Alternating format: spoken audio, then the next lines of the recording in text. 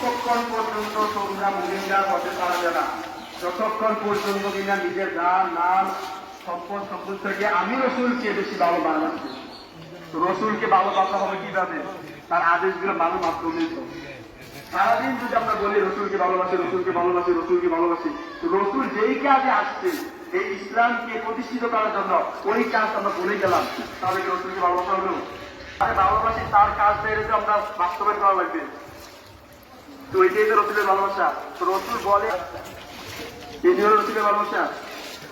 তারপর আরেকটা ব্যাপার বলছে মানুষ আপনার মুসলিম হয়তো পরবর্তী দুনিয়া বলা আছে যে ব্যক্তি একটা মুমিন ব্যক্তির দোষ গোপন রাখবে, অন্য একটা মুমিন ব্যক্তি আরেকটা মুমিন ব্যক্তির দোষটা গোপন রাখবে, আল্লাহ তাআলা তার কিয়ামতের দিন আখিরাতে দুনিয়াতে তার দোষ গোপন রাখবে।